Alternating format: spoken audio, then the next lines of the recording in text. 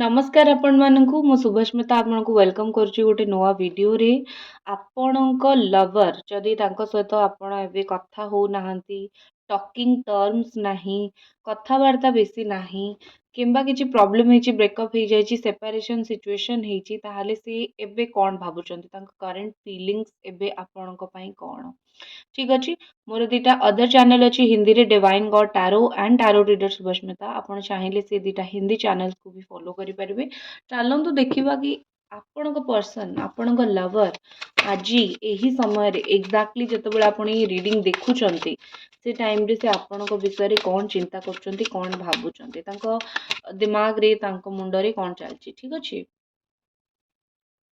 ଆପଣଙ୍କର କିମ୍ବା ଆପଣଙ୍କ ପାର୍ଟନରଙ୍କର ରାଶି ମୁଁ କହିଦେଉଛି ମେଷ ରାଶି ହେଇଥାଇପାରେ ସିଂହ ରାଶି ଧନୁ ମିଥୁନ ତୁଳା କୁମ୍ଭ କର୍କଟ ମୀନ କନ୍ୟା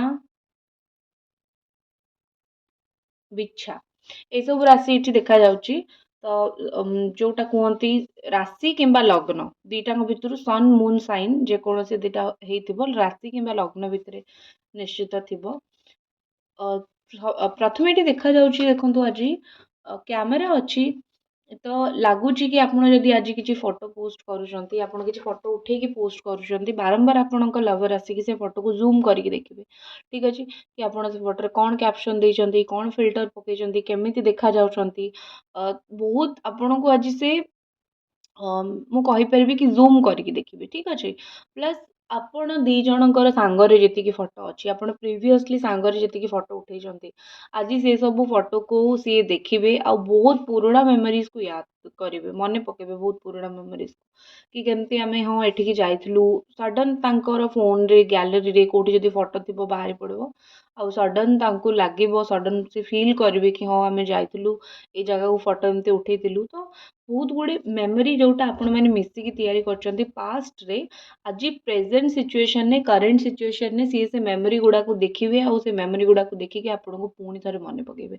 ଖାଲି ମୋତେ ଫଟୋଜ୍ ଆଣ୍ଡ ନୁହେଁ ପିକ୍ଚର୍ସ ଭିଡ଼ିଓଜ୍ ଯଦି ସାଙ୍ଗରେ ଭିଡ଼ିଓଜ୍ ବି କରିଥିଲେ ତ ବହୁତ ଗୁଡ଼ିଏ ଜିନିଷ ଏମିତି ଅଛି ଯୋଉଟା ସେ ଆପଣଙ୍କୁ ଦେଖିକି ମିସ୍ କରିବେ ନଷ୍ଟାଲଜିଆ ଫିଲ୍ କରିବେ ଆଉ ସେ ଚାହିଁବେ ଯଦି ପସିବଲ୍ ଆମେ ଦି ଜଣ ସାଙ୍ଗରେ ଯାଉ ବହୁତ ସାରା ଜାଗା ବୁଲୁ ପୁଣି ଆମେ ଦି ଜଣ ଫଟୋ ଉଠଉ ଠିକ୍ ଅଛି ସେ ଆପଣଙ୍କ ସହିତ ବୁଲିବାକୁ ବହୁତ ପସନ୍ଦ କରନ୍ତି ଆପଣ ହେଉଛନ୍ତି ତାଙ୍କର କମ୍ଫର୍ଟ ଜୋନ୍ ଆପଣ ଥିଲେ ତାଙ୍କୁ କମ୍ଫର୍ଟେବଲ୍ ଲାଗେ ତାଙ୍କୁ ଫିଲ୍ ହୁଏ କି ଆପଣ ତାଙ୍କୁ ଜଜ୍ କରୁନାହାନ୍ତି ସାଙ୍ଗରେ ବୁଲୁଛନ୍ତି ମସ୍ତି କରୁଛନ୍ତି ତ ସିଏ ଆପଣଙ୍କୁ ଫ୍ରେଣ୍ଡ ପରସେପସନରେ ବହୁତ ପସନ୍ଦ କରନ୍ତି କି ଆପଣଙ୍କ ସହିତ ତାଙ୍କୁ ବହୁତ ଫନ୍ ଫିଲ୍ ହୁଏ ଠିକ୍ ଅଛି ତ ସେଥିପାଇଁ ସେ ଆପଣଙ୍କୁ ଯଦି ସେ କେଉଁ ନୂଆ ଟ୍ରିପ୍ ଗୋଟେ ପ୍ଲାନ୍ କରୁଛନ୍ତି କିମ୍ବା କୁଆଡ଼େ ଯିବାକୁ ଚାହୁଁଛନ୍ତି ସେ ଆପଣଙ୍କୁ ନିଶ୍ଚିତ ଭାବେ ବହୁତ ଅଧିକ ମିସ୍ କରିବେ କିମ୍ବା କୌଣସି ଜାଗାକୁ ଯାଇଛନ୍ତି ଆପଣଙ୍କ ସହିତ ପୂର୍ବରୁ କେବେ ଯାଇଥିଲେ ସେ ସେଇ ଆପଣଙ୍କୁ ସେଇ ଜାଗାରେ ବହୁତ ମିସ୍ କରିବେ କି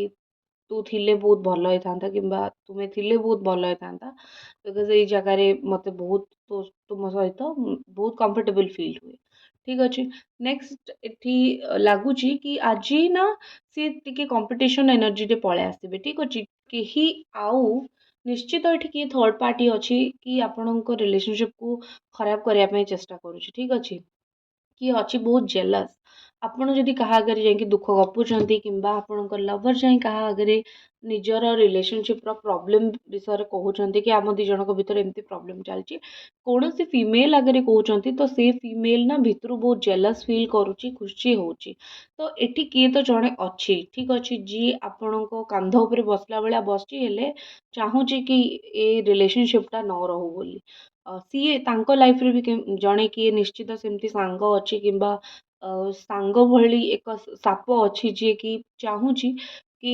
ରିଲେସନସିପ୍ ଯୋଉଟା ଖରାପ ହେଇଯାଉ ରିଲେସନସିପ୍ ବହୁତ ଟକ୍ସିକ୍ ହେଇଯାଉ କିଏ ତ ଜଣେ ନିଶ୍ଚିତ ଚାହୁଁନି କି ଆପଣ ଦି ଜଣଙ୍କର ରିୟୁନିୟନ୍ ହଉ ଆପଣ ଦି ଜଣ ପୁଣି ସାଙ୍ଗରେ ଆସନ୍ତୁ ହିଡେନ୍ ଯେମିତି ଥାଆନ୍ତି କି ବୁଦ୍ଧି ତ ଦେଉଛନ୍ତି କି ଦେଖ ଏଇଟା କର ଭଲ ହବ ହେଲେ ଦି ଜଣଙ୍କ ରିଲେସନସିପ୍ ବେଶୀ ଖରାପ ହେଇକି ଯାଉଛି ହିଡେନ୍ ଜେଲସ୍ ପର୍ସନ୍ ଏଠି କିଏ ଅଛନ୍ତି ବହୁତ ଲୁଚିକି ଅଛନ୍ତି ଜଣା ପଡ଼ୁନାହାନ୍ତି କେହି ଫିମେଲ୍ ଅଛନ୍ତି ଯେ ଜଣା ପଡ଼ୁନାହାନ୍ତି या तो ତାଙ୍କ ଲାଇଫ୍ରେ या तो ଆପଣଙ୍କ ଲାଇଫ୍ରେ ଯିଏକି ଚାହୁଁଛନ୍ତି ରିଲେସନସିପ୍ ପୁରା ଖରାପ ହେଇଯାଉ।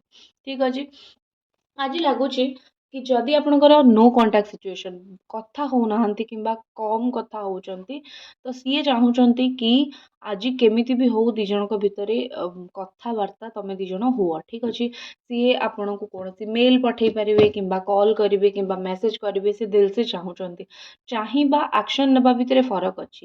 ସିଏ ଚାହିଁବେ, ବାକି ଆକ୍ସନ୍ ନେବେ ନ ନେବେ ସେ ବହୁତ ଚିନ୍ତା କରିବେ କି ମୁଁ କଲ୍ କରିବି କି ନାହିଁ, କି ମୁଁ ମେସେଜ କରିବି କି ନାହିଁ।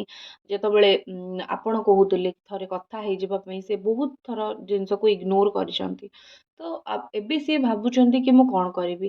ଏବେ ମୋର ଇଚ୍ଛା ହେଉଛି ମୁଁ କଥା ହେବି ନା ହେବିନି, ମୁଁ ମେସେଜ କରିବି ନା କରିବିନି। ଏବେ ତାଙ୍କ ଇଚ୍ଛା ଉପରେ କଥା ପଳେଇ ଆସୁଛି। ଆଉ ଯେତେବେଳେ ଗୋଟେ ମଣିଷର ନିଜ ଇଚ୍ଛା ଉପରେ କଥା ପଳେଇ ଆସେ, ସେ ମଣିଷ କ'ଣ କରେ ନା ସବୁ ଜିନିଷକୁ କାଟିକି ସେ ଯାହା ନିଜର ଇଚ୍ଛା ସେ ସେଇଟା ହିଁ କରେ। ତ ଲାଗୁଛି ପଜିଟିଭ୍ ଆଉଟକମ୍ ରହିବ। ଠିକ୍ ଅଛି। ଲେକିନ୍ यहाँ पे ଏଥିରେ ଗୋଟେ ଜିନିଷ ଦେଖଉଛି କି ୱେଟିଂ ମେସେଜ କୋଉଠି ନା କୋଉଠି ଲାଗୁଛି କି ସେ ଇଣ୍ଟରେଷ୍ଟେଡ୍ ତ ଅଛନ୍ତି, ହେଲେ ସିଏ ଆପଣଙ୍କ ପାଇଁ ମେସେଜ ଆପଣଙ୍କ ମେସେଜର ୱେଟ୍ ବି କରିଛନ୍ତି। ତାଙ୍କୁ ଯେମିତିକି ତାଙ୍କର ଇଣ୍ଟରେଷ୍ଟ ଅଛି, ହେଲେ ସେ ସାମ୍ନାରୁ କଲ୍ ମେସେଜ କରିବାକୁ ଚାହୁଁନାହାନ୍ତି। ଇଗୋ ଅଛି ନା, ଯଦି ଗୋଟେ ଲୋକର ଇଣ୍ଟରେଷ୍ଟ ଅଛି ହେଲେ ସେ ସାମ୍ନାରୁ ନିଜ ଆଡ଼ୁ କଲ୍ ମେସେଜ କରୁନି, ତାମାନେ ଏଇଠି 100% ତାର ଇଗୋ ଅଛି। ତ ଏଇ ବ୍ୟକ୍ତିଙ୍କର ଇଗୋ ଅଛି, ଇଗୋ ଆପଣଙ୍କ ପାଇଁ ଅଛି। ଆପଣ ସେତିକି ତାଙ୍କ ପଛରେ ଧାଇଁଛନ୍ତି, ଆପଣ ସେତିକି ତାଙ୍କୁ ଇମ୍ପୋର୍ଟାନ୍ସ ଦେଇଛନ୍ତି ବୋଲି ସିଏ ନିଜକୁ ବହୁତ ଇମ୍ପୋର୍ଟାଣ୍ଟ ଭାବୁଛନ୍ତି। ସେଥିପାଇଁ ଇଚ୍ଛା ଥାଇକି ବି ସିଏ ଆପଣଙ୍କୁ କଲ୍ କରୁନାହାନ୍ତି, କାରଣ ସେ ଜାଣିଛନ୍ତି 2 ଦିନ ପରେ ଆପଣ ତାଙ୍କୁ କଲ୍ କରିବେ। ଠିକ୍ ଅଛି। କିଛି ଦିନ ତଳେ କିମ୍ବା ଯେବେ ଆପଣ ଲାଷ୍ଟ କଥା ହେଇଥିଲେ ବହୁତ କମ୍ କଥା ହେଇଥିଲେ। ଠିକ୍ ଅଛି। ଏବେ ସେ ଚାହୁଁଛନ୍ତି ସିଏ ଆପଣଙ୍କ ସହିତ ଟିକେ ଅଧିକ କଥା ହୁଅନ୍ତୁ, ଗୋଟେ ଜାଗାରେ ବସିକି କଥା ହୁଅନ୍ତୁ, ଆଉ ଟିକେ ଅଧିକ ମାତ୍ରାରେ ଆପଣ ଦି ଜଣଙ୍କର ରିଲେସନସିପ୍ ଚାଲୁ। ମାନେ ସିଏ ଆପଣଙ୍କ ସହିତ କଥା ହବାକୁ ଚାହୁଁଛନ୍ତି, ନିଜ ଦୁଃଖ ସୁଖ ବାଣ୍ଟିବାକୁ ଚାହୁଁଛନ୍ତି, ଫ୍ଲର୍ଟ କରିବାକୁ ଚାହୁଁଛନ୍ତି, ମସ୍ତି କରିବା ପାଇଁ ଚାହୁଁଛନ୍ତି। ଠିକ୍ ଅଛି। ଇଣ୍ଟରେଷ୍ଟେଡ୍ ବହୁତ ଅଛନ୍ତି ନା, ସେଥିପାଇଁ। ଆପଣ ଦି ଜଣ ସ୍କୁଲ ଟାଇମ୍‌ରୁ ଦି ଜଣଙ୍କୁ ଜାଣିଥିବେ କିମ୍ବା ସ୍କୁଲରୁ ଦେଖା ହେଇଥିବ। ଏଠି ଲାଗୁଛି କି ଏଠି ଲାଗୁଛି କି ଆପଣଙ୍କ ପାର୍ଟନର ନା ବହୁତ ପୁରୁଣା ଚିନ୍ତାଧାରାର ହେଇଥିବେ। ଠିକ୍ ଅଛି। ଆଉଟଡେଟେଡ୍ ଥିଙ୍କିଙ୍ଗ ତାଙ୍କର ହେଇଥିବ। ଯାହା ନିଜେ ବୁଝିଥିବେ ସେଇଆ, ଯାହା ପୁରୁଣା କାଳରେ ଯେମିତି ଚାଲୁଥିଲା ସେଇଆ। ଠିକ୍ ଅଛି। ତାଙ୍କୁ ଲାଗେ ରିଲେସନସିପ୍ ମାନେ ବାହା ହବା, ରିଲେସନସିପ୍ ମାନେ ଟାଇମ୍ ପାସ୍ ନୁହେଁ।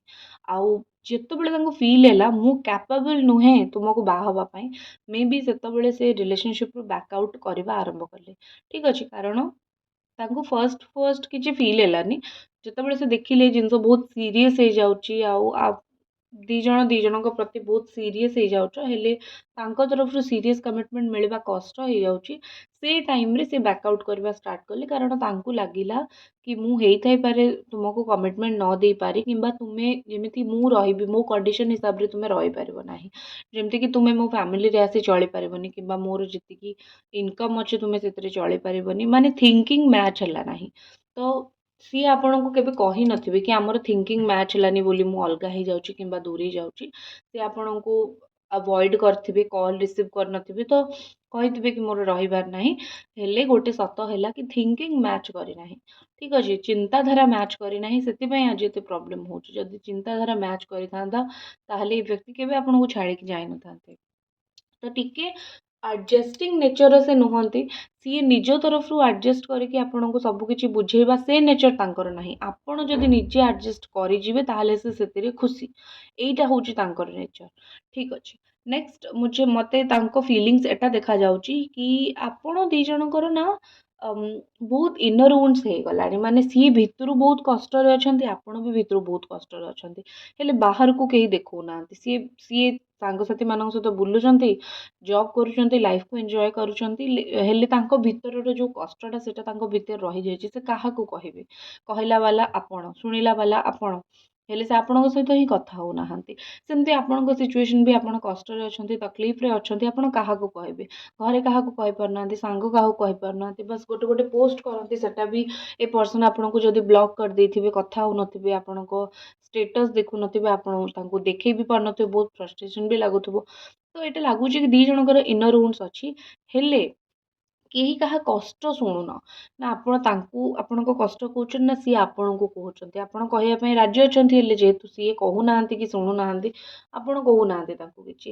ତ ଦି ଜଣଙ୍କର ଇନର୍ wounds ଅଛି ହେଲେ ବି ଏଠି ଦେଖନ୍ତୁ କୋଉଠି ନା କୋଉଠି ଆପଣ ଦି ଜଣଙ୍କ ହାର୍ଟ ଏତିକି କନେକ୍ଟେଡ୍ ଜରୁର ଅଛି, ନିଶ୍ଚିତ ଅଛି। ଯୋଉଥିପାଇଁ ଦି ଜଣ ଯାକଙ୍କର ଯୋଉ ଫିଲିଙ୍ଗ୍ସଟା ସେଟା ପୁରା ମିରର୍ ଫିଲିଙ୍ଗ୍ସ। ଯାହା ଆପଣଙ୍କୁ ଫିଲ୍ ହଉଛି ସେ ଆପଣଙ୍କ ପର୍ସନକୁ ସେ ଆପଣଙ୍କ ପାର୍ଟନରକୁ ବି ଏକ୍ଜାକ୍ଟଲି ସେମିତି ହିଁ ଫିଲ୍ ହଉଛି। ଦେଖନ୍ତୁ ଏଠି ବଟମ୍ ଅଫ୍ ଦ ଡେକରେ ଅଛି ଲଭ୍ କଲ୍। ସିଏ ତାଙ୍କର ଲଭ୍ ଆପଣଙ୍କୁ ଏକ୍ସପ୍ରେସ୍ କରିବାକୁ ଚାହୁଁଛନ୍ତି, ଠିକ୍ ଅଛି। ସେ ଜାଣି ସାରିଲେଣି କୋଉଠି ନା କୋଉଠି ଜିନିଷକୁ ଏକ୍ସପ୍ରେସ୍ ନ କରିବା ହଉଛି ସବୁଠୁ ବଡ଼ ଭୁଲ। ଯଦି ମୁଁ ଏକ୍ସପ୍ରେସ୍ କରିଥାନ୍ତି ତାହେଲେ ଏତେ ଅସୁବିଧା ହେଇନଥାନ୍ତା। ମୁଁ ଆଜି ଏକ୍ସପ୍ରେସ୍ କରିନାହିଁ ବୋଲି ଅମ୍, ଏତେ ଅସୁବିଧା ହଉଛି, ଠିକ୍ ଅଛି। ସେ ଆପଣଙ୍କୁ ନିଜର ଫିଲିଙ୍ଗସ୍ ଏକ୍ସପ୍ରେସ୍ କରିବାକୁ ଚାହୁଁଛନ୍ତି ଆଉ ସେ ଲେଖିକି ଜଣେଇବାକୁ ଚାହୁଁଛନ୍ତି, ମେସେଜ ମାଧ୍ୟମରେ ଜଣେଇବାକୁ ଚାହୁଁଛନ୍ତି। ସେ ଆପଣଙ୍କୁ କିଛି ଇନଫର୍ମ ବି କରିବାକୁ ଚାହୁଁଛନ୍ତି। ଏଠି ଦେଖାଯାଉଛି ତାଙ୍କ ଜୀବନରେ ଏମିତି ହେଇଥାଇପାରେ କିଛି ସିଚୁଏସନ୍ ଚାଲିଛି, କିଛି ସିଚୁଏସନ୍ ହେଉଛି ଯୋଉଥିରେ ସେ ଆପଣଙ୍କୁ ଇନଫର୍ମ କରିବାକୁ ଚାହୁଁଛନ୍ତି କି ସେ ଆଗକୁ କ'ଣ କରିବାକୁ ଯାଉଛନ୍ତି ଲାଇଫରେ, ତାକି ଆପଣ ୱରିଡ୍ ହେବେ ନାହିଁ, ତାକି ଆପଣ ଆଉ ଚିନ୍ତା କରିବେନି ସବୁ ଜିନିଷକୁ ନେଇକି, ଠିକ୍ ଅଛି। ସେ ଲାଇଫରେ ନା ଯଦି ଏବେ କିଛି ବଡ଼ ଡିସିସନ୍ ନଉଛନ୍ତି ତାହେଲେ ସେ ଆପଣଙ୍କ ବିଷୟରେ ଚିନ୍ତା କରୁଛନ୍ତି। ଦେଖନ୍ତୁ ରିଡ଼ିଂ ଭିତରେ କହିଦଉଛି, ଯଦି ଆପଣ ପର୍ସନାଲ୍ ରିଡ଼ିଂ ନେବାକୁ ଚାହୁଁଛନ୍ତି ମୋତେ ଇନଷ୍ଟାଗ୍ରାମରେ ଥରେ ମେସେଜ୍ କରିବେ, ନହେଲେ ମୁଁ ଆପଣଙ୍କୁ ହ୍ୱାଟ୍ସଆପ୍ ନମ୍ବର ଦେଇଦେବି। ମୋ ଡେସ୍କ୍ରିପସନ୍ ବକ୍ସରେ ଆପଣଙ୍କୁ ହ୍ୱାଟ୍ସଆପ୍ ନମ୍ବର ମିଳିବ। ଆପଣ ସେଥିରେ ପର୍ସନାଲ୍ ରିଡ଼ିଂ ପାଇଁ ଆପଣଙ୍କ କ୍ୱେଶ୍ଚନ୍ ଆନ୍ସର୍ ପାଇଁ ମୋତେ ମେସେଜ୍ କରିପାରିବେ। କିମ୍ବା ଆପଣ ଲଭ୍ ରିୟୁନିୟନ୍ ପାଇଁ ଷ୍ଟୋନ୍ ଆଗରେ ଯେଉଁ ଭଳିଆ ଷ୍ଟୋନ୍ ଥୁଆ ହେଇଛି କିମ୍ବା ଏଇଭଳିଆ ଲଭ୍ର ରୋଜ୍ କୋଡ଼୍ ବ୍ରେସଲେଟ୍ ନେବାକୁ ଚାହୁଁଛନ୍ତି, ବହୁତ କମ୍ ପ୍ରାଇସ୍ରେ ଆପଣଙ୍କୁ ମିଳିଯିବ, ଯେଉଁଟା 100% ୱାର୍କିଂ କାମ ବି କରିବ। ମୋତେ ଇନଷ୍ଟାଗ୍ରାମରେ ମେସେଜ୍ या फिर ମୋତେ ହ୍ୱାଟ୍ସଆପ୍ରେ ମେସେଜ୍ କରିଦେବେ, ଠିକ୍ ଅଛି। ମୁଁ ଆପଣଙ୍କୁ ସବୁ ଡିଟେଲ୍ସ ଦେଇଦେବି। ଓକେ, ଦେଖିବା କି ତାଙ୍କର ଆଗକୁ ଆପଣଙ୍କ ସହିତ ରିଶ୍ତାକୁ ନେଇକି କ'ଣ ପ୍ଲାନିଂ ଅଛି, ସେ ଆଗକୁ କ'ଣ ଆକ୍ସନ୍ ନେବା ପାଇଁ ପ୍ଲାନ୍ କରୁଛନ୍ତି। ଷ୍ଟାର କାର୍ଡ଼ ଏଠି ଅଛି ଆଣ୍ଡ ତା ସହିତ 2 ଅଫ୍ ୱାଣ୍ଡ। ଭାବୁଛନ୍ତି କି ସିଏ ଆପଣଙ୍କୁ ମେସେଜ୍ କଲ୍ କରିବେ, ଏଇଟା ଦେଖନ୍ତୁ କେମିତି ପେଜ୍ ଅଫ୍ କପ୍ସ ଏନର୍ଜି ଦେଖଉଛି। ସବକନସିୟସଲି ସେ ଚାହିଁବେନି ଫିର୍ ବି ତାଙ୍କ ହାତ ପଳେଇବ ଆପଣଙ୍କୁ ମେସେଜ୍ କରିବା ପାଇଁ, ଠିକ୍ ଅଛି। କୋଉଠି ନା କୋଉଠି ଲାଗୁଛି ସେ ଅପରଚ୍ୟୁନିଟି ଖୋଜୁଛନ୍ତି, ସେ ଗୋଟେ ମୌକା ଖୋଜୁଛନ୍ତି, ଠିକ୍ ମୌକା ଖୋଜୁଛନ୍ତି। ଏମିତି ମୌକାରେ ଆପଣଙ୍କୁ କଣ୍ଟାକ୍ଟ କରିବେ ଯୋଉଟା ସାମ୍ନାରୁ ଦେଖିଲେ ଲାଗିବ କି ଆପଣ ତାଙ୍କ ସହିତ ଯାଇ କଥା ହେଉଛନ୍ତି, ସିଏ ଆପଣଙ୍କୁ ମେସେଜ୍ କରିନାହାନ୍ତି। ସିଏ ୱେଟ୍ କରିଛନ୍ତି ଏମିତି ଏକ ସିଚୁଏସନ୍ କ୍ରିଏଟ୍ ହେଇଯିବ ତାପରେ ସିଏ ନିଜ ହିସାବରେ ଏସବୁ କାମ କରିବେ, ଠିକ୍ ଅଛି। ତ ଏଇ ବ୍ୟକ୍ତି ବହୁତ ଚାଲାକ ହେଲେ ତାଙ୍କ ଇଣ୍ଟେନସନ୍ ପିଓର ଅଛି। ସେ ଆପଣଙ୍କ ସହିତ ଜଷ୍ଟ ଫିଲ୍ ସେତିକି କରୁଛନ୍ତି ବୋଲି କଥା ହେବାକୁ ଚାହୁଁଛନ୍ତି, ଆଉ ବହୁତ ଜଲ୍ଦି ସେ ଆପଣଙ୍କ ସହିତ କଥା ବି ହେବେ। ମୋତେ ମୋଷ୍ଟଲି 2 ଡେଜ୍ 3 ଡେଜ୍ ଲାଗୁଛି, 2-3 ଦିନ ଭିତରେ ତାଙ୍କ ତରଫରୁ କିଛି ବି ଆପଣ କଥା ହେଇପାରିବେ, କିଛି ବି ଗୋଟେ କଲ୍ ମେସେଜ୍ ଆପଣଙ୍କୁ ଆସିପାରିବ, ଠିକ୍ ଅଛି। ତ ଏତିକି ରିଡ଼ିଂ ଆଣ୍ଡ ନେକ୍ସଟ ରିଡ଼ିଂରେ ଦେଖାହେବା। Thank you so much.